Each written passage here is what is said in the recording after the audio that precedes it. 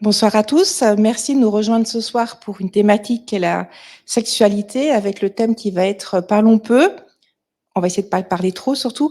Parlons de sexualité, désir et changement. Et je vais partager cette soirée avec trois de mes collègues. La première personne qui est Célia Charton s'excuse, mais elle a un contretemps. Elle ne peut pas être ici ni en présentiel ni à distance.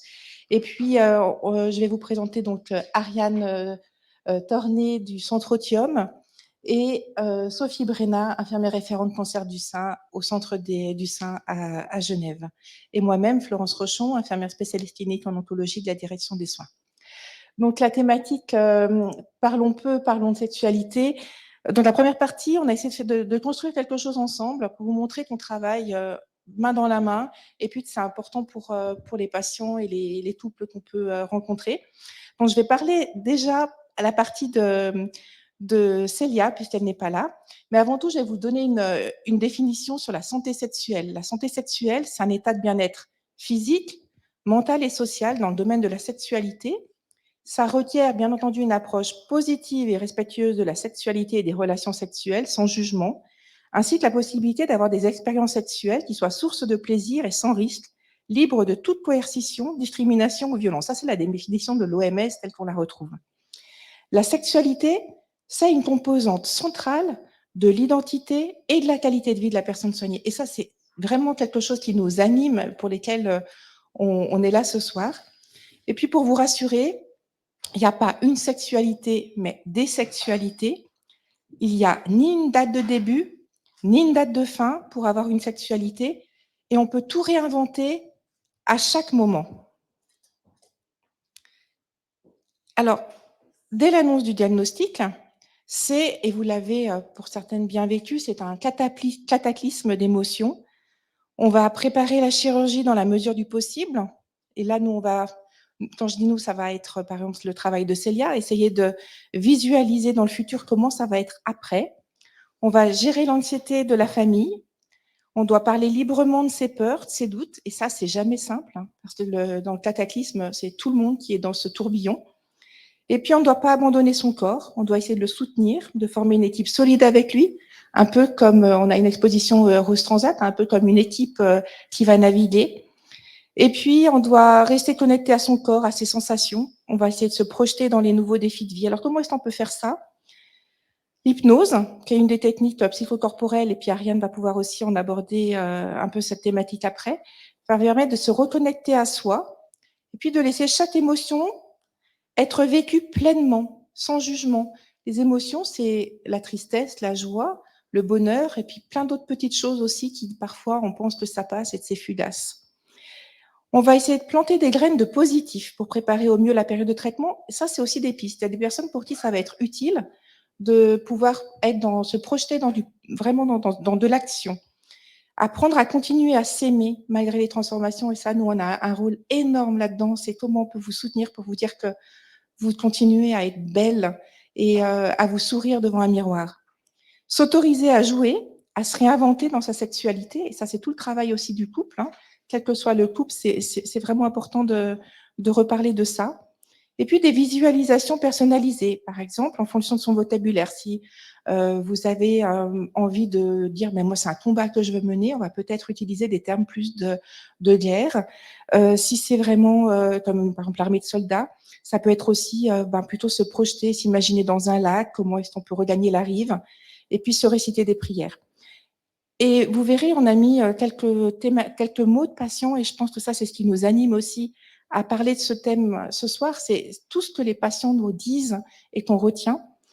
J'ai pu dire au revoir à ce que je pensais être le symbole de la féminité et de la maternité. Cela a été très difficile et douloureux. Mais lorsque cela est devenu ma réalité, j'étais préparée et plus en paix, mon corps m'a aidé à m'accepter et à m'aimer. Ça, c'était Nathalie qui parlait de ça. Et Fanny disait, ma féminité, ce n'est pas seulement au travers de mon corps, c'est surtout au travers de mon propre regard. Je me vois comme une femme et j'ai cessé de me critiquer, d'imaginer ce que l'autre voit. Voilà, donc ça, c'était vraiment une partie importante. Maintenant, je vais laisser la parole à Sophie, qui va parler de son rôle et comment, en équipe, on peut faire ça. Merci.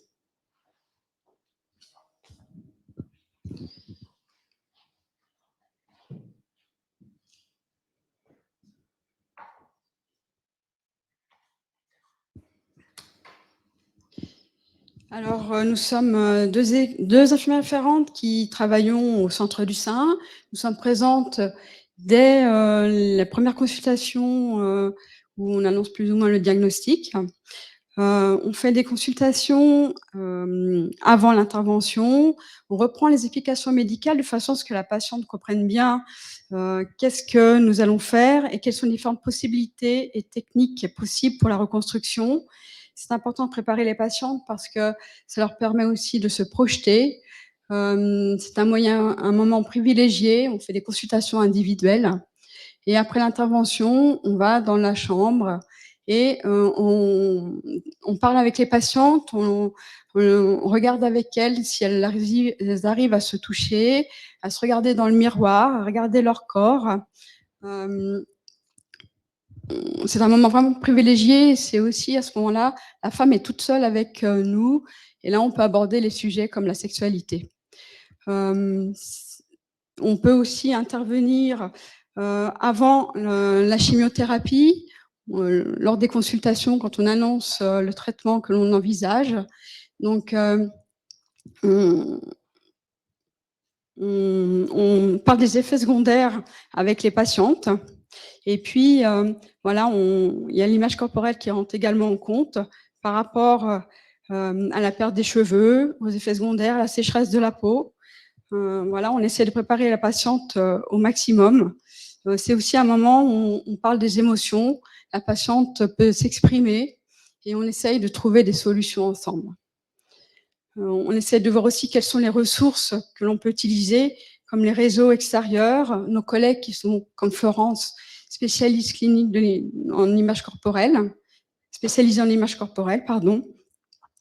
Le cancer a beaucoup de répercussions physiques et psychologiques, mais on essaie de les accompagner tout au long de leur parcours.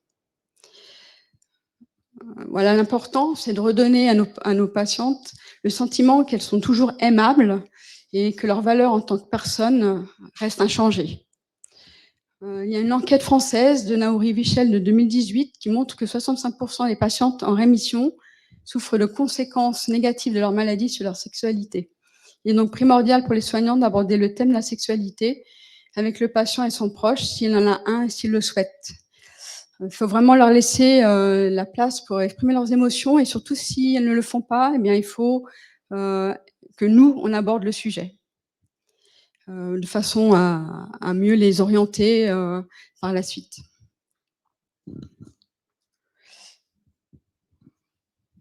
On fait aussi également, on offre aussi également des consultations conjointement avec le mari, enfin le conjoint de la patiente, si il le souhaite. Voilà, le tout, c'est vraiment d'écouter la patiente et lui laisser vraiment une place pour s'exprimer. Alors, je vais reprendre parce que ça fait un peu plus partie de ce que j'aborde régulièrement. C'est comment on aborde, eh ben, finalement, toujours en respectant le rythme. C'est pas le premier jour de la consultation qu'on va commencer à aborder la sexualité, sauf si la personne nous en parle. Et puis, des petites choses, là, je reprends ce que nous a dit une de nos collègues du CHUV il n'y a pas longtemps. Disons, elle se méfie toujours des patients qui achètent des potions magiques sur Internet, par exemple, ou dans des médicaments qui sont en fait des boosters. Alors, quand la patiente nous dit « j'aimerais bien un peu un truc pour me booster », notre collègue nous a dit « méfiez-vous, ça veut peut-être dire que c'est pour aussi booster sa sexualité ». Donc déjà, on est attentif à qu'est-ce que vous prenez, qu'est-ce qui est recommandé, est-ce qu'il n'y a pas des effets qui sont contre-indiqués avec les traitements. Donc, c'est vraiment important de pouvoir en parler et être en confiance avec vos équipes de soins, avec vos médecins, pour qu'on puisse orienter sur les traitements que vous prenez et la posologie. Donc voilà, soyons attentifs à ces potions magiques. Il y a des fois des petites choses derrière il faut vraiment qu'on échange ensemble.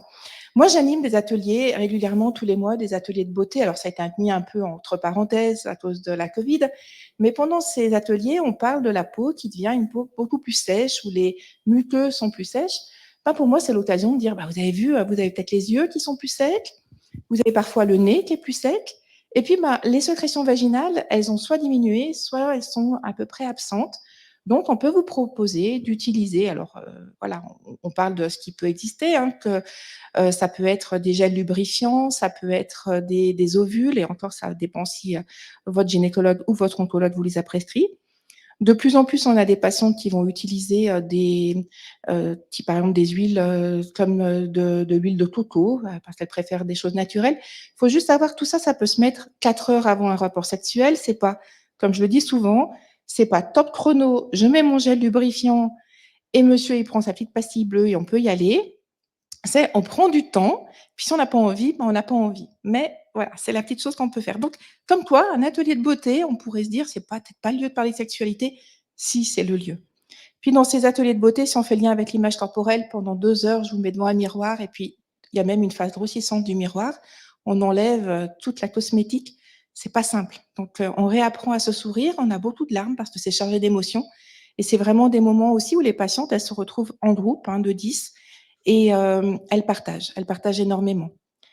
Après, il y a pendant les soirées du groupe, Apprendre à vivre avec le cancer, on a donc c'est une association suisse avec un programme européen pour les patients et leurs proches et dans cette soirée, enfin, dans ces soirées, la soirée 4, on parle de tout ce qui peut changer. On a un peu l'image d'un mobile et que d'un seul coup, le mobile, il se met en mouvement, puis l'équilibre, il change. D'un côté, ça vient plus vite, puis de l'autre côté, qui peut être le couple, met plus de temps ou inversement.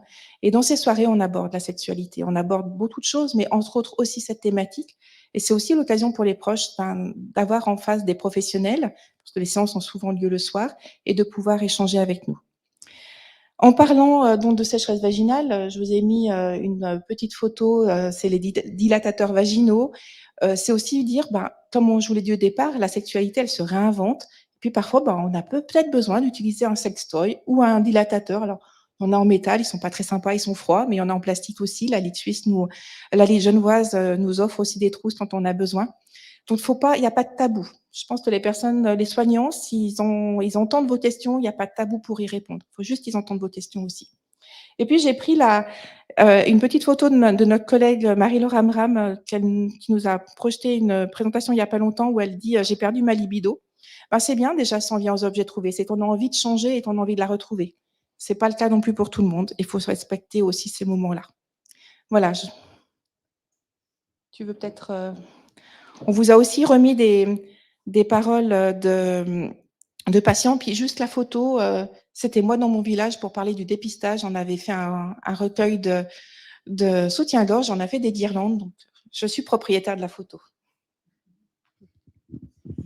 Donc on a mis quelques paroles de patientes. Je n'ai jamais compris pourquoi ou en quoi je pouvais attirer un homme opéré, fragilisé, chauve, imberbe, avec un cathéter pour les chimios, avec un avenir incertain. Une autre personne nous a dit: «Je ne veux plus que mon mari me touche». Rupture de vie quand le futur existe, vouloir oublier mais le corps n'oublie pas, impossibilité de faire entre expliquer ou ne rien dire. Ce mot cancer qui fait fuir, peut-être encore plus quand il est associé à la féminité, fuir sans savoir. Je peux enfin dire non et je me sens désemparée, que faire? En tissant la confiance, tout au long du parcours de soins, on est soutenant envers les patientes et si on peut leur trouver des solutions, des moyens d'améliorer la situation, que ce soit plus confortable, ben voilà, c'est vrai, c'est notre rôle. Et on prévoit aussi donc, comme je vous ai dit tout à l'heure, des consultations de couple et on oriente également sur le réseau, comme par exemple, un centre où il y a pas mal de thérapeutes différents, hein, sexologues, hypnose, voilà, plusieurs choses comme, Ariane qui va poursuivre la présentation.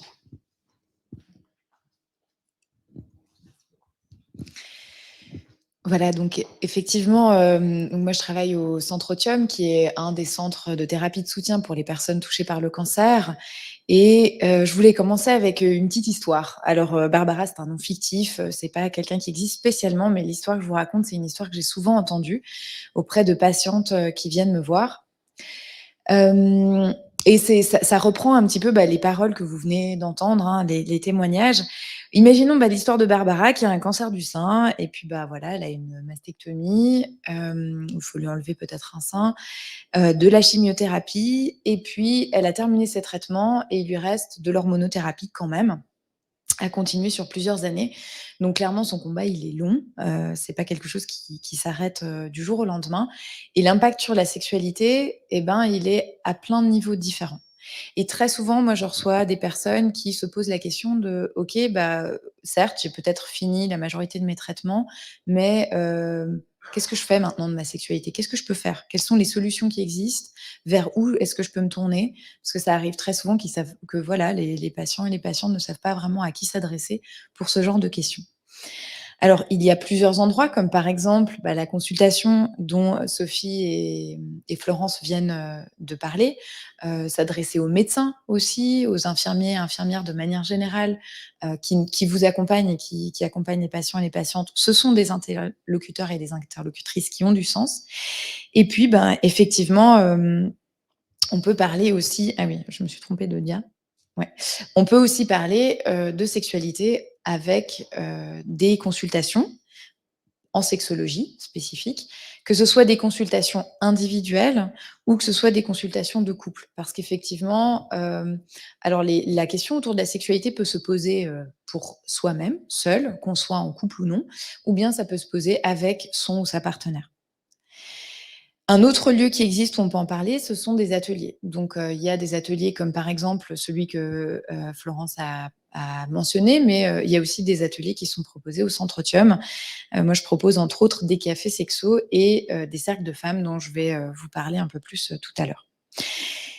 Les patientes qui et les patients qui viennent, me voir en général, les problèmes qui reviennent le plus souvent, hein, donc il y en a d'autres, mais quand on parle de sexualité, les problèmes les plus fréquents qu'on voit, c'est effectivement tout ce qui est altération de l'image de soi. Donc il y a vraiment, quelque chose de fort, hein, vous l'avez vu dans les témoignages juste précédents. Parfois c'est, carrément: «Je me sens mutilée, mon corps il ressemble plus à rien, je vois pas du tout comment est-ce que, quelqu'un pourrait, me trouver séduisant ou séduisante». Donc il y a parfois des mots qui sont très, très durs. Hem, Même voilà, quand on a terminé les traitements, qu'on n'est plus forcément en plein milieu, de la chimiothérapie ou, des opérations, c'est une question qui continue à se poser. Il y a aussi une diminution de la libido, voire carrément un désintérêt pour la sexualité. Genre: «Ah ben non, ça m'intéresse plus trop». Il y a de temps en temps le contraire, hein, ça peut arriver que ce soit le contraire, tout d'un coup on a des super envies de sexualité, mais c'est 1 des patients et des patientes. Donc de manière générale quand même ça a un impact clair, sur la libido, sur: «Ah voilà, je le sens plus trop, j'ai plus vraiment d'envie». Il peut y avoir des douleurs, au niveau de la sexualité, au moment des relations sexuelles. Les sécheresses vaginales, ben, Florence, elle en a parlé. Ça, c'est quelque chose de très, très fréquent. Parfois aussi, il y a les questions autour de l'infertilité qui viennent, bah, questionner de: «Bah, qu'est-ce que je fais moi avec ça?» Peut-être, voilà, il y a des patients, des patientes, qui ont eu des enfants et qui auraient voulu en avoir d'autres ou qui n'en ont pas eu et qui auraient voulu en avoir. Donc ça aussi, ça vient poser des grosses questions autour du couple, autour des projets de vie, enfin voilà. Et puis, bah, voilà, la question aussi des bouffées de chaleur qui, vient impacter la vie en général, mais aussi la sexualité parce qu'il y a tout un impact parfois autour du corps, genre je me sens inconfortable dans mon corps. Et donc, bah, l'idée c'est de pouvoir, trouver justement des endroits où on peut en parler et où on peut trouver des solutions. Donc là, je vais vous présenter donc, les cercles de femmes un peu plus en détail, mais globalement, ce que je vais vous raconter des cercles de femmes, c'est des choses qui sont aussi enfin, que je fais aussi en consultation individuelle et dans une certaine mesure durant les cafés sexos aussi.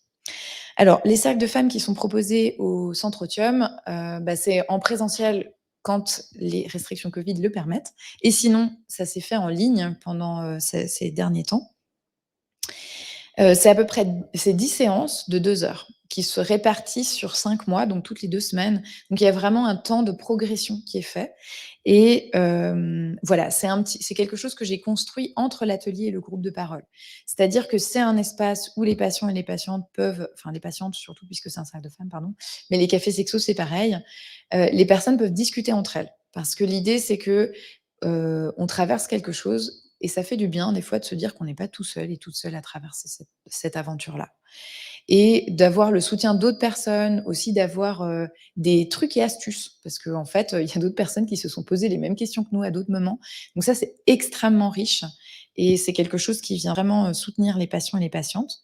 Et en même temps, c'est un atelier parce que je propose aussi des exercices concrets, pour travailler justement l'image du corps. Enfin voilà, ça je vais revenir dessus. Donc ces 10 séances sont construites avec un programme, un programme qui aborde différents thèmes au fur et à mesure, mais je suis aussi le groupe. C'est-à-dire, vu que c'est un même groupe de femmes sur les 10 séances, je vais aussi voir en fonction de ce qui les occupe à ce moment-là, donc ça s'adapte, hein. J'ai un fil rouge et puis globalement, je l'adapte en fonction du groupe, des préoccupations qu'il y a, des types de cancers qui sont présents, et cetera. Donc de manière très générale, les thèmes qui sont abordés, c'est l'image de soi et du corps. Aussi, on parle pas mal de l'image, de la femme dans notre société parce que, bah, voilà, quand on parle de cancer, de cancer du sein particulièrement, ça vient questionner beaucoup la féminité des personnes.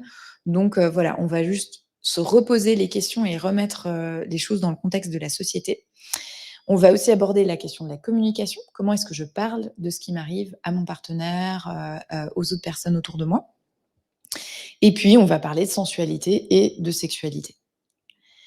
Donc ce qui va être, travaillé, ce qui peut être travaillé, parce que justement, comme je vous le disais, donc j'ai un programme, mais comme c'est adapté, aux patientes qui viennent, et bien selon ça peut enfin, il y a des choses sur lesquelles on va peut-être passer plus ou moins de temps. Donc l'idée vraiment, c'est d'avoir un espace d'échange. Ça, c'est très important, d'avoir vraiment un espace où, les différentes, personnes peuvent échanger, discuter, partager leur expérience. On va aussi parler des symptômes physiques, vraiment très nets. OK, bah, j'ai mal là, j'ai des bouffées de chaleur, qu'est-ce que je peux faire? Puis là, vraiment, le fait d'être en groupe, c'est extrêmement intéressant parce que les patientes, elles se passent, des idées, des astuces, des choses qu'elles ont essayées, parce qu'il y en a certaines que ça fait des années qu'elles galèrent avec un certain symptôme, et puis d'avoir d'autres personnes qui ont justement déjà réfléchi à ça, c'est très, très riche. Et puis on va travailler la reconnexion à la sensualité. Donc, pour moi, c'est un passage qui est important et qui fait partie intégrante de la question de la sexualité, parce souvent on confond un peu les 2, mais pour moi, ce sont 2 choses qui sont distinctes et en même temps associées. Donc là, on va beaucoup travailler avec la pleine conscience. Alors on a parlé aussi d'hypnose, aussi de l'hypnose, donc on peut faire ça aussi en collectif, et de vraiment juste reprendre conscience déjà du fait qu'on a un corps, parce que parfois tout le processus des traitements a été tellement, entre guillemets, «traumatisant», qu'il y a une espèce de coupure qui se fait. Donc là, il y a vraiment un travail à faire de: «OK, en fait, j'ai un corps qui est pas juste, un corps de soins. J'ai aussi un corps qui peut vivre d'autres trucs que des soins», et de retrouver ce lien, c'est vraiment important. Donc on va avoir des exercices, concrets pour retrouver la sensibilité, et puis, des exercices aussi pour, travailler, l'image de soi, l'image du corps.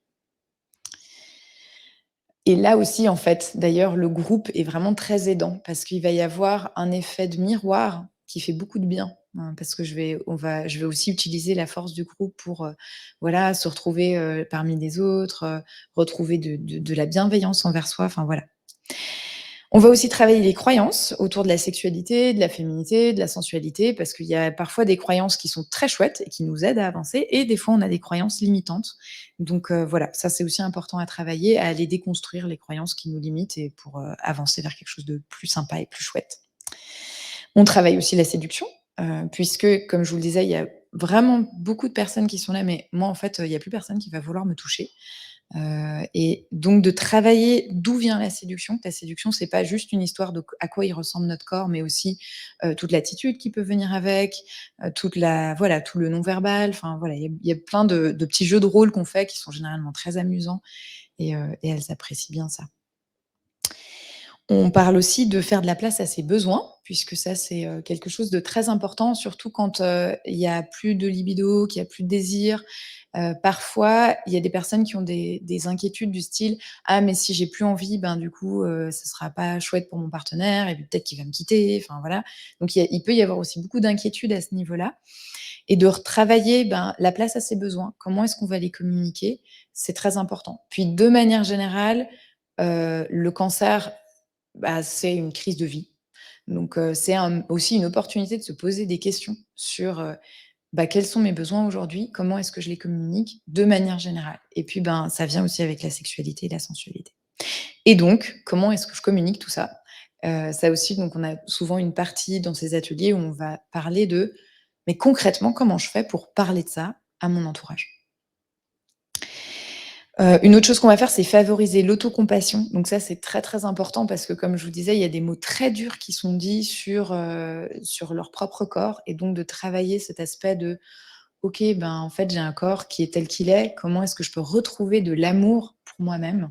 Et ça, c'est souvent un gros chemin, qui est à parcourir. Et donc forcément, un travail sur les émotions puisque, ça amène ce travail d'autocompassion, ça amène à aller voir des émotions qui sont pas toujours toutes simples, qui le cancer fait parfois aussi remonter certains vieux schémas, vieilles choses, qui vont être travaillées, durant ces ateliers et en séance individuelle. Voilà, alors comme petite conclusion, la réponse à tous ces problèmes finalement, hein, si je me suis dit: «Comment est-ce que je pourrais le résumer?» C'est qu'il y a des solutions qui existent et que c'est vraiment important d'oser en parler et de chercher du soutien.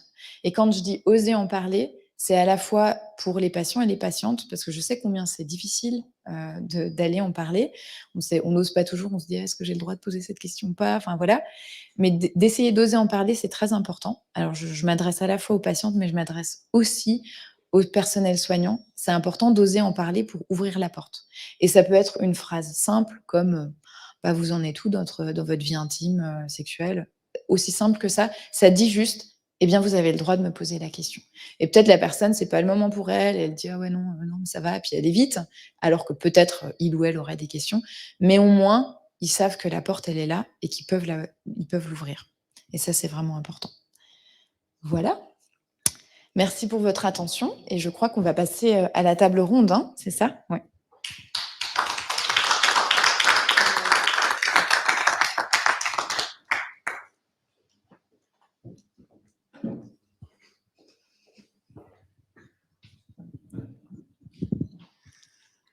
Alors, C'est celui-ci?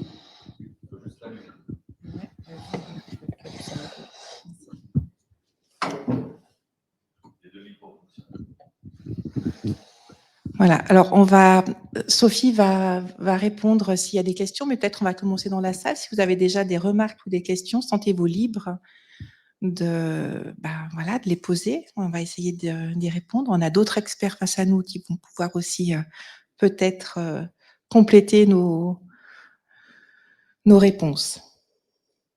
Il faut toujours qu'il y en ait un qui se lance, après ça va mieux. Ça peut être des questions à la fois sur la présentation, mais aussi sur, enfin voilà, si vous posez des questions sur la sexualité de manière générale, sur tous les thèmes qui ont été abordés, c'est le moment, hein, parce que voilà, vous avez enfin, nous, on a aussi l'opportunité de vous apporter quelques éléments de réponse. Là, c'était une présentation très générale, donc n'hésitez pas. Alors moi, j'en ai une à vous poser. Est-ce que, de toute façon, on ne vous verra pas, donc c'est bien, mais est-ce que vous avez déjà abordé cette thématique avec vos soignants, que ce soit votre médecin ou les infirmières? Je vous laisse lever la main, si c'est le cas. Jamais. Ah ouais. Voilà, donc pour beaucoup. Dans la libido, qui disparaît, et puis on s'interroge si elle va. Effectivement, j'ai posé la question à un médecin spécialisé en gynécologie concernant le retour de la libido. Et en fait, la réponse a été assez timide, mais avec de l'espoir que ça revienne.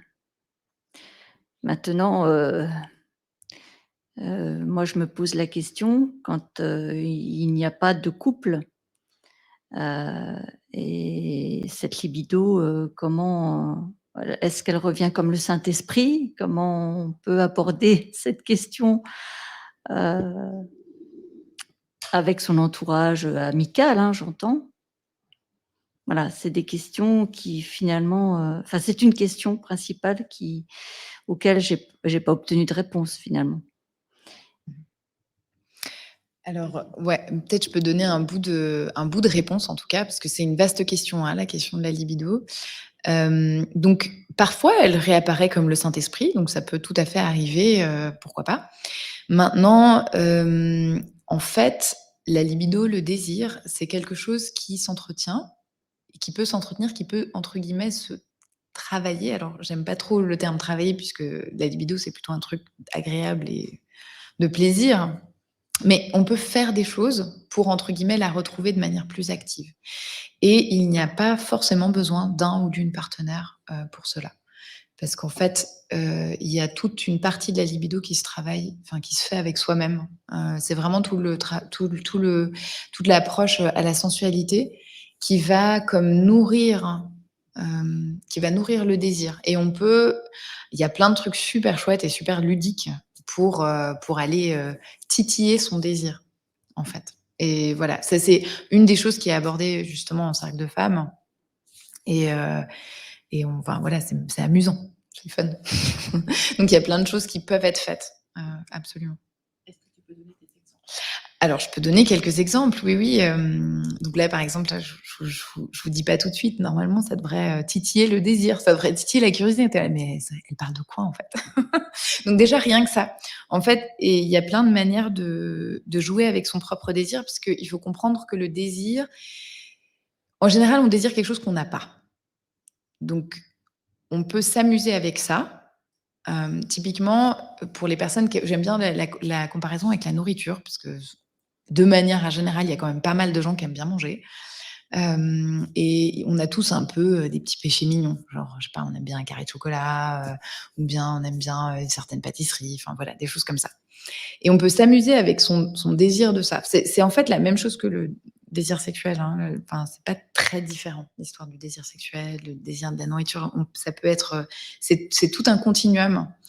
Donc, par exemple, supposons que mon kiff, ce soit les éclairs au chocolat. Alors, j'adore les éclairs au chocolat, voilà, c'est le nirvana quand j'en mange.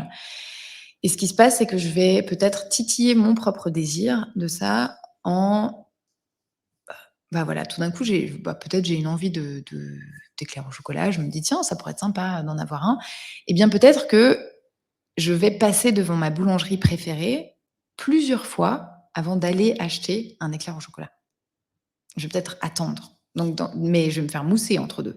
Donc je vais, aller, une première fois devant la vitrine, je vais regarder l'éclair au chocolat, il va probablement m'appeler, puis je vais faire: «Non, pas tout de suite». Et puis, je repasse par là, peut-être 3 jours plus tard. Et puis, en 3 jours, j'ai eu le temps de penser à mon éclair au chocolat, hein, on est bien d'accord. Et puis, bah, du coup, je vais peut-être, repasser devant, et puis cette fois-ci, je vais me faire: «Allez, je craque pas, je craque, je». OK, ben, peut-être pas encore tout de suite, je vais attendre encore quelques heures. Puis, bah, peut-être que quelques heures plus tard, je vais retourner devant, la boulangerie, et enfin, je vais m'autoriser à aller acheter l'éclair au chocolat. Mais je vais pas le manger tout de suite. Je vais le mettre dans une petite boîte, je vais le ramener à la maison, puis je vais le mettre au frigo. Puis là, au frigo, bah, je sais qu'il est là, cet éclair au chocolat, et je vais attendre encore un petit peu. Puis peut-être je vais ouvrir le frigo et je vais aller regarder l'éclair au chocolat. Puis je vais me dire: «Je le mange pas? Ah non, je vais attendre encore un petit peu». Et puis, bah, peut-être que, quand finalement je décide de m'accorder cet éclair au chocolat, eh bien, je vais le couper en 2. Puis je ne vais manger qu'une première moitié pour attendre de manger la deuxième moitié juste après, enfin un peu plus tard, quelque chose comme ça. Donc ça, c'est un petit jeu simple, qui peut être fait avec soi-même et qui est avec un éclair au chocolat. Enfin, on peut vivre un truc énorme avec un éclair au chocolat. Voilà. Donc ça vous donne juste la mesure de ce qui peut être fait. Après, bien sûr, des fois la question c'est: «Ouais, mais quand on n'a pas envie d'éclair au chocolat à la base?» Ça, c'est souvent une question qui vient. Et là, on peut déjà travailler le fait de, bah, son rapport à la nourriture, son rapport au plaisir de manière générale. Est-ce qu'en fait, j'ai plus envie de l'éclair au chocolat, peut-être parce que j'ai oublié que j'avais le droit d'en avoir envie? Ou est-ce que c'est parce que, peut-être mes goûts, ils ont changé à part ça? Ça, c'est possible aussi, hein. Peut-être que j'aime plus les éclairs au chocolat et que je préfère les trucs salés. Donc, il y a aussi toute une réflexion à avoir d'où c'est que ça vient. Et après, si on se dit, bah, en fait, tiens, c'est que je m'accorde plus beaucoup de plaisir. En fait, le rapport à mon corps, il est tellement coupé que c'est très réel, hein. Il y a vraiment ce truc où le corps, il a tellement vécu de choses compliquées, on se dit: «Je me coupe de ça, quoi. C'est fini». Enfin, genre, j'ai plus envie de et donc bah, peut-être qu'on oublie qu'en fait, c'est très, très chouette de prendre un bain et qu'on adore ça avec la sensation de l'eau sur notre corps, ça nous fait du bien. Peut-être qu'on a oublié que, on adorait les vêtements en soie parce que ça aussi, ça vient, nous caresser la peau et cetera. Donc tout ça, ça peut remettre de la conscience là-dedans. Ça va redonner une place à notre corps qui est de l'ordre de la sensualité et ça, parfois, ça suffit à réveiller de la libido et si ça suffit pas, on peut rajouter plein de trucs, hein. Des idées, j'en ai des dizaines. Des pages et des pages, enfin voilà. Donc il y a plein de choses qui peuvent être faites, mais c'est simplement pour dire, ça commence par des choses simples. Ça commence par l'éclair au chocolat, par le fait d'avoir des vêtements qui nous plaisent, par, le fait de quand on se met de la crème, plutôt que de se mettre de la crème comme ça vite fait parce que: «Ah le médecin il a dit que j'avais la peau sèche, il fallait que je mette de la crème». Bon, c'est qu'on peut se mettre de la crème en prenant soin de notre corps, avec amour, peut-être même avec sensualité, quelque chose de très doux et de très sensuel, avec soi-même et ça crée un rapport au corps qui est déjà différent et qui va comme laisser de la place à la libido. Enfin, il faut vraiment se rendre compte que la libido, il y a une part physiologique, c'est vrai, hein, il y a les hormones, tout ça qui joue, mais il y a une énorme part psychologique. Énorme, vraiment. Vous pouvez avoir toutes les hormones que vous voulez, si vous êtes pas dans l'humeur, il va rien se passer, hein. Donc voilà. Après, ça va être aussi de travailler sur le contexte, parce que parfois aussi, c'est oui, bah, j'ai pas trop de libido. Peut-être qu'on avait l'habitude d'une sexualité, où, on claquait des doigts, on avait hyper envie. Bah, peut-être qu'en fait, c'est plus comme ça. Peut-être que, en fait, il faut se mettre dans l'ambiance. Donc peut-être que pour commencer à avoir envie, il faut, je sais pas, se mettre des petites bougies romantiques, justement se prendre un bain avant, peut-être qu'il me faut forcément un massage, j'en sais rien. Puis ça va être de travailler tout ça, de se poser la question de: «Mais qu'est-ce que j'aime en fait? Et puis qu'est-ce qui peut, venir soutenir, cette libido?» Voilà, voilà. Puis moi, je rajouterais une chose, c'est que faut s'autoriser à dire qu'on a encore envie, même si on est malade. Parfois, on se dit, mais je suis malade, je devrais pas penser à ça. Ça fait partie de votre vie et ça fait partie comme on disait au départ, de votre qualité de vie et il faut pas en avoir honte. Et vous pouvez dire, j'ai encore envie, comme on peut dire, j'ai plus envie. Mais si vous avez encore envie, vous avez le droit d'avoir des rapports sexuels. Et ça, c'est vraiment important. Après, avoir des rapports sexuels quand on n'a pas de conjoint, ça peut être plus compliqué. En même temps, il y a plein de trucs possibles. Donc, il ne faut pas se limiter. Sophie, tu avais...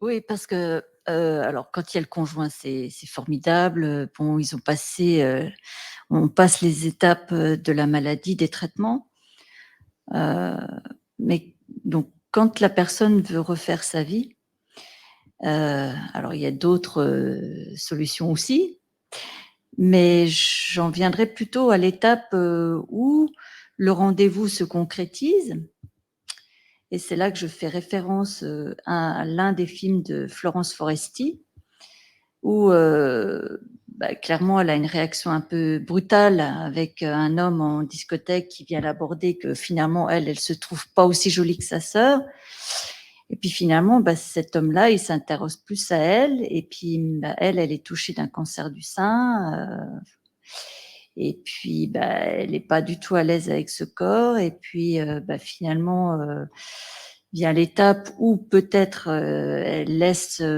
penser que ça peut aller plus loin dans une relation et bah, elle prend la fuite et je dirais que si je peux parler de mon cas, j'en suis peut-être à cette étape et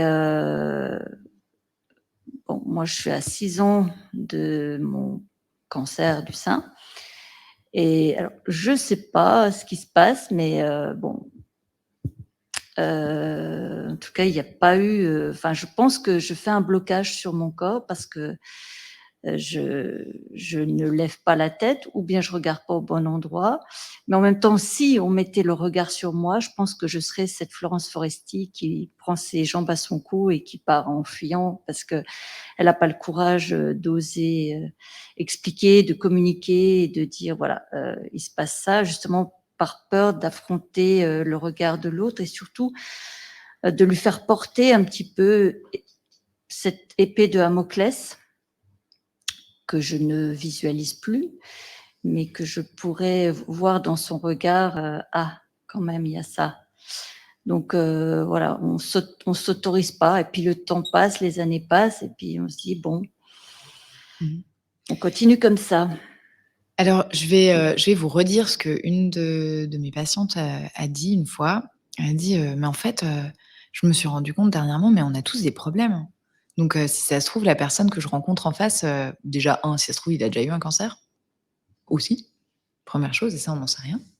Ou bien si c'est pas ça, c'est peut-être autre chose, un décès hyper grave, enfin et en fait, plus on avance dans la vie et plus il y a des probabilités, aussi simples que ça en termes de statistiques, que les gens ont aussi vécu des choses compliquées. Donc je vous dis ça juste parce que très souvent on se dit: «Ah bah voilà, j'ai eu un cancer, genre maintenant c'est marqué sur mon front et puis c'est fini quoi». Un peu quelque chose comme ça, alors qu'il y a une multiplicité de réalités et il y a plein de personnes qui ne voient pas ça d'un mauvais œil. Qui en fait même se disent: «Ah mais c'est trop bien, tu as eu un cancer, ça te donne, totalement une richesse de vision de la vie». Enfin bref, il y a toutes sortes de façons de le voir et du coup, le témoignage que vous faites là, ça parle aussi de combien, un bout de tout ça, de refaire sa vie comme vous dites ou en tout cas d'aller oser faire des rencontres, ça parle de combien on a besoin de soi-même se sentir suffisamment bien avec son corps. Parce qu'il y a aussi vraiment ce truc de même s'il y avait quelqu'un qui me regardait, moi je serais pas capable de le voir ou bien moi je partirais en courant. Donc il y a toute une partie à apprendre à accueillir cette part super fragile à l'intérieur parce que voilà, c'est fragile de se dire: «Mais en fait, ouais, moi ça me fait peur. Ça me fait peut-être peur de me montrer, comme ça, d'avouer ça, de voir l'épée de Damoclès dans le regard de l'autre» et ça s'apprivoise aussi. C'est vraiment quelque chose on peut même si ça a l'air énorme et parfois ça a l'air d'être une montagne insurmontable, je vous assure, il y a plein de trucs qui sont accueillables, en quelque sorte, à l'intérieur de soi. Et parfois, c'est difficile de faire ça tout seul, hein, enfin, genre, il y a pas de recette miracle. Sophie, tu as une question? Question de personnes. Est-ce que tu peux nous rappeler le nom de l'atelier que tu présentes? Donc l'atelier au Centre Otium, ce sont les cercles de femmes. Il y aura un nouveau cycle de cercles de femmes, a priori au mois de novembre. Donc voilà, vous pouvez contacter aussi le Centre Otium pour ça et sinon ce sont les cafés sexos et dans tous les cas, toutes les informations sont, au Centre Otium donc ça vaut la peine de passer y faire un tour parce que c'est un super endroit et d'aller voir un peu ce qui est donné et puis à ce moment-là, vous avez, toutes les infos. Et excusez-moi, il y a des conditions pour aller dans cette association Avoir un lien quelconque avec un cancer. C'est-à-dire, soit on en a eu un soi-même, soit on est un proche. Proche, c'est au sens large, donc ça a pas besoin d'être la famille directe, ça peut être, un ami proche, ça peut être, une tante, un oncle, un cousin, voilà. En gros, c'est un centre de thérapie de soutien pour les personnes touchées par le cancer et leur entourage. Donc, et l'adresse, c'est juste à côté, c'est place des Philosophes 18, donc c'est vraiment juste à côté, de Plainpalais, et alors, il y a les ateliers que je donne, mais il y a plein d'autres choses. Il y a du qigong, du tai chi, il y a des massages, il y a de la fasciathérapie. Il y a on est vraiment tout plein de thérapeutes différents, tous spécialisés, en lien avec le cancer. Donc on a tous, cette spécialité-là et les ateliers sont offerts par la fondation aux participants et participantes. Voilà et les thérapies sont la plupart du temps prises en charge, soit par la base, soit par la complémentaire. Est-ce que vous avez d'autres questions? Une autre question. 5 à 10 ans dans monothérapie, cela signifie-t-il 5 à 10 ans de galère? On va laisser parler. Ah, moi, le prescriveur d'hormonothérapie. C'est sûr que tout ce dont on parle, c'est en lien, malgré tout, au travers des hormones, la modification hormonale. Le cancer du sein, pour la plupart, ont un lien direct avec les hormones féminines, et ces traitements sont pour but de sevrer ces hormones, diminuer la production des hormones. Donc indirectement, oui, il y aura un lien physiologique avec ces diminutions hormonales sur la libido, sur le fait d'avoir peut-être du plaisir aussi dans la relation sexuelle, d'avoir, on parlait de sécheresse cutanée, mais aussi des muqueuses qui peuvent, s'il y a ces sécheresses, amener à des difficultés lors du rapport sexuel et des douleurs. Donc l'hormonothérapie, évidemment, n'améliore rien. C'est vrai que la vie, et vous l'avez dit, tout le long de la vie, on a nos problèmes. Un des problèmes, et puis ça, il faut s'adresser probablement au bon Dieu, mais pourquoi est-ce qu'on a fait une ménopause? Parce que c'est des signes de la ménopause, et à ce moment de la ménopause, on a aussi ces problèmes de libido, et l'hormonothérapie, aggrave ou augmente ces problèmes-là. D'où l'importance, moi je vous remercie pour, ce que vous faites, et le réseau que vous avez créé, parce que je pense qu'effectivement, c'est au travers, de cette démarche-là qu'on peut trouver des solutions, contourner le problème de l'hormonothérapie et vivre avec cette hormonothérapie différemment, mais peut-être même mieux, parce que les problèmes sexuels, on en a tous. Je pense que dans notre société, on n'en parle pas beaucoup, hein, de la sexualité. Moi, je me souviens pas beaucoup d'être, comme ça à une soirée où on va parler de sexe, d'envie, de désir, et combien ça fait du bien parce que ça nous touche tous, et on a tous nos besoins. Mais pourtant, dans notre société, on n'en parle pas, et votre, démarche pour des patients oncologiques, mais je pense que ça devrait être, finalement élargi à tous, ça nous permet justement, de parler de ça et de trouver des solutions, parce qu'il y en a, vous l'avez dit. Donc hormonothérapie, malheureusement, on sait combien elle est importante. Il faut qu'on accompagne les patients au travers de ce traitement, qui malheureusement, c'est vrai, a été, prolongé. On a vu que le bénéfice, il était dans la prolongation de cette hormonothérapie, mais on doit, travailler ensemble pour justement contourner ces problèmes, trouver ces solutions, et il y en a. Puis il faut faire marcher son cerveau, son imagination, ça peut aider, oui. Une dernière, chose, suggérer l'initiative de l'exploration. Suggérer? Il faut suggérer l'initiative de l'exploration. Alors je sais pas si c'est une question, mais en tout cas, je suis pleinement d'accord. Suggérer l'initiative de l'exploration, oui, parce qu'en fait, il y a ça, on l'a pas, dit explicitement, mais parfois un cancer et son traitement va fondamentalement changer ce qui est possible de faire sexuellement. Il y a des fois des trucs qui seront juste plus possibles, selon l'opération qui a été faite, selon les traitements qui ont été, donc il y a des fois, la sexualité doit carrément être repensée. Et donc oui, l'exploration, oui, oui, oui, absolument. Explorer des nouvelles possibilités. Très souvent, on cantonne la sexualité à une pénétration quelconque. En fait, la sexualité, c'est plein de choses. La sexualité, c'est aussi juste des caresses. C'est aussi, simplement être bien avec son corps, à éprouver du plaisir. Moi, je vous dis, enfin voilà, manger des éclairs au chocolat, ça peut être une expérience sexuelle, ou en tout cas très, très sensuelle. C'est vraiment, enfin voilà, c'est de pouvoir élargir notre, et c'est pour ça aussi qu'on travaille les croyances. C'est vraiment de pouvoir élargir ce qu'on imagine dans la sexualité. Parce que c'est vraiment, très variable et très varié. Est-ce qu'il y a d'autres questions? Est-ce que quelqu'un veut partager? Moi, je voulais peut-être juste rajouter sur cette peur de l'autre, hein, parce que moi, j'ai été très touché par votre témoignage. Puis je voulais juste prendre la position d'homme. On est 2 ici, ou 3, un petit peu, pas beau un peu plus quand même.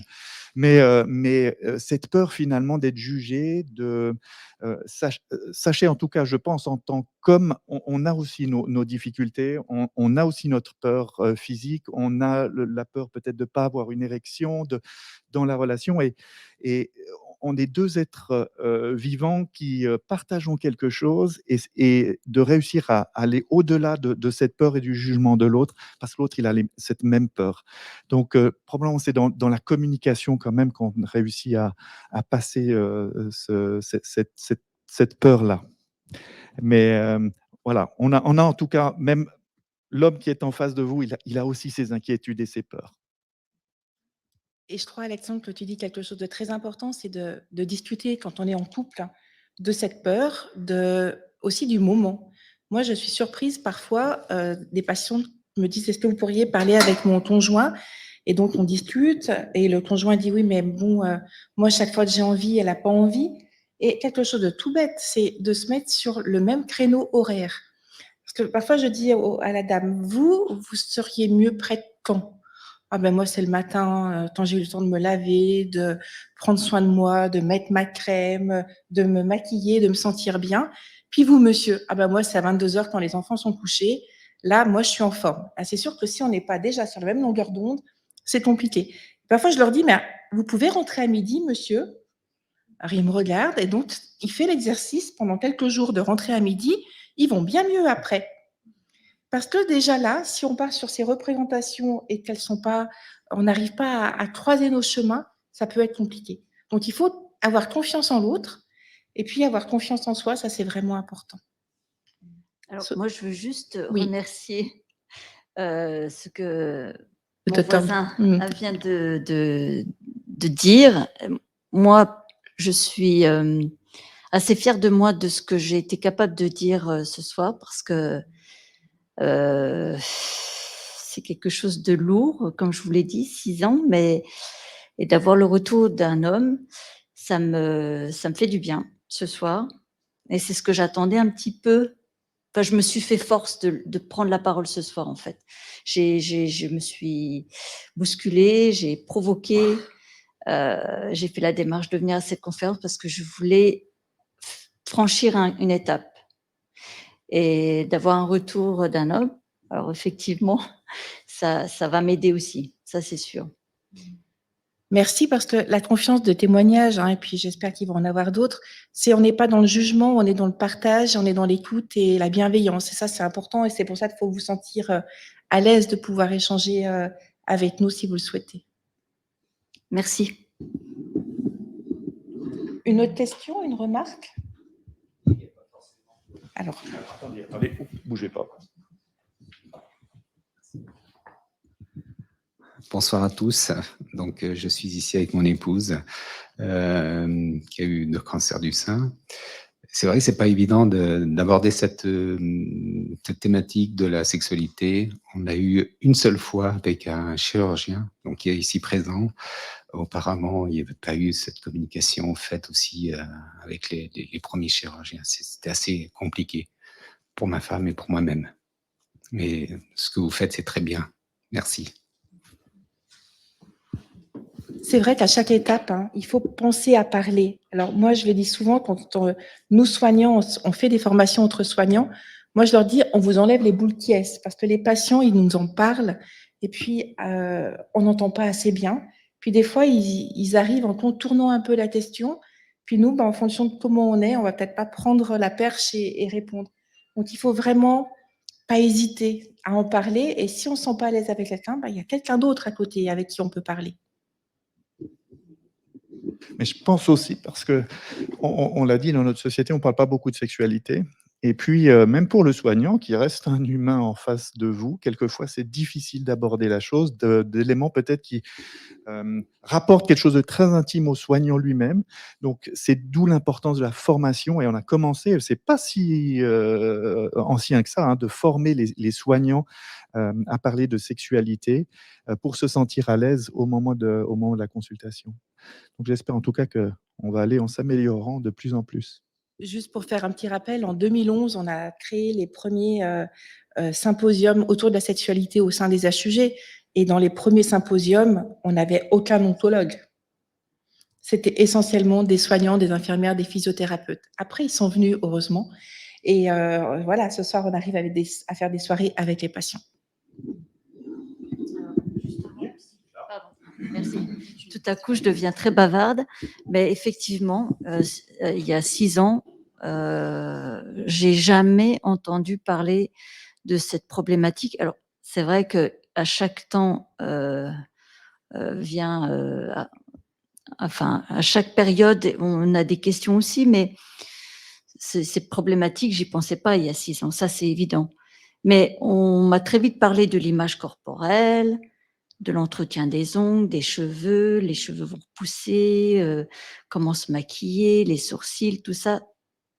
Mais la sexualité, si moi-même je n'avais pas posé la question 3 ans après les traitements, encore aujourd'hui, on m'en parle jamais. Donc c'est vrai que j'ai lu attentivement le programme de ce mois rose et encore une fois, je remercie, votre travail et de voir qu'il y a, des associations qui se créent avec des gens formidables, dont j'en connais une aussi et je vous souhaite en tout cas, bon vent et peut-être je viendrai vous rendre visite. J'ai une dernière question. Un sein estropié n'est pas facile à accepter et n'a plus de sensibilité. Comment le montrer à l'autre?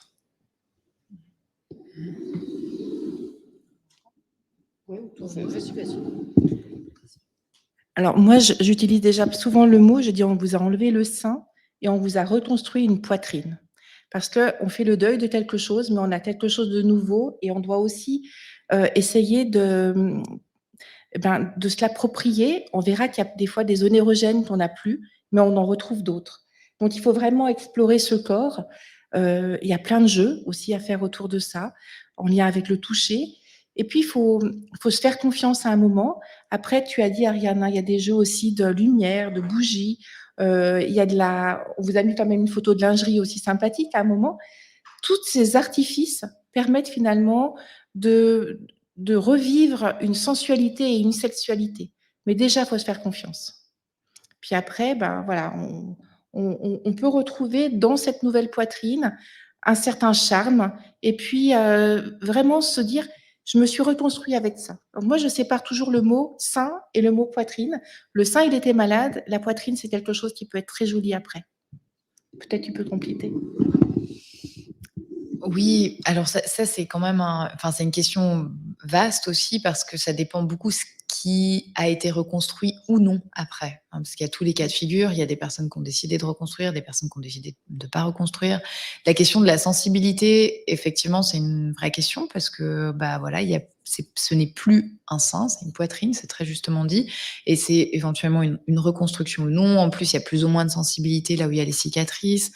Donc voilà, moi je suis d'accord avec Florence dans l'idée de vraiment explorer ce corps, l'explorer presque comme si c'était un nouveau corps. Comme si, se dire: «Bah, tiens, en fait, je le connais pas ce corps, je vais essayer d'explorer avec curiosité» et en fait, ça peut être une manière aussi d'inviter l'autre à faire pareil. En vrai, on devrait faire ça même, quand on n'a pas eu d'opération, hein. D'aller explorer l'autre avec curiosité. Parce que chaque corps est différent et donc oui, c'est un corps vous savez, enfin, on a tous des corps différents, on a des grands pieds, des petits pieds, des cicatrices là, là, enfin, il y a plein de raisons d'avoir des cicatrices d'ailleurs, pas qu'un cancer. On peut avoir eu des opérations, des accidents, ça raconte une histoire. Donc ça aussi, ça peut se travailler. Quelle est l'histoire que je me raconte et que je raconte aux autres autour de mon cancer?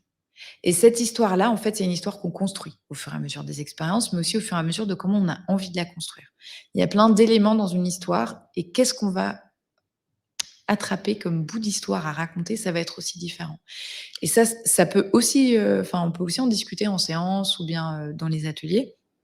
Quelle est l'histoire que je me raconte et que je raconte aux autres? Et donc comment est-ce que je me présente, en fait? C'est un peu, vous savez, en marketing, ils vous font faire le pitch, pour, une entreprise, machin. Bah, en fait, c'est un peu comment est-ce que je pitch mon corps? Qu'est-ce que je vais raconter de mon corps? Est-ce que je dis: «Oui, bah, voilà, c'est ça, il m'est arrivé ça, c'est terrible, nin ou est-ce que, il y en a certaines qui aiment bien, d'autres sortes de métaphores, en fait et qui, parfois qui le transforme même en une espèce de fierté, enfin voilà, il y a plein de manières de faire. Alors bien sûr, quand on est dans la souffrance et qu'on se dit: «Mais moi, mon corps, il est mutilé», on doit d'abord prendre cette couche-là. D'abord prendre à quel point c'est douloureux ça, à quel point ça fait de la peine. C'est pour ça qu'on travaille aussi les émotions. Combien c'est douloureux de se dire: «Mais moi, enfin voilà, il y a un deuil à faire, et une réappropriation de ce qu'il y a de nouveau». Donc voilà, ce serait le bout de réponse, que je donnerais. Alors s'il y a plus de questions, on va clore, cette, soirée. sachant que nous, on va pouvoir la continuer après. En plus, je crois qu'il y a des éclairs au chocolat en mignardise. Je ne le savais pas. On ne mange pas. Et puis, merci à vous qui êtes à distance et qui nous avez écoutés. J'espère en tous les cas que ça permet de libérer un peu la parole. Et la semaine prochaine. Et la semaine prochaine. Pitch. Compris aussi, il faut faire le pitch la semaine prochaine. Pitch la semaine prochaine, voilà. Alors, je passe la parole à Alexandre. Alors, un Bonnemer. des autres problèmes liés au traitement, c'est en dehors de la sexualité, c'est aussi et souvent les problèmes de mémoire, de concentration, que ça soit après de la chimiothérapie, que ça soit après de l'hormonothérapie ou pendant l'hormonothérapie. Donc, on a une soirée dédiée à ces problèmes de mémoire, concentration, qui sont aussi un élément qui envenime la vie de tous les jours. Donc, ça sera jeudi prochain, de 18h30 à 19h30, sur le même canal. Super. Merci beaucoup.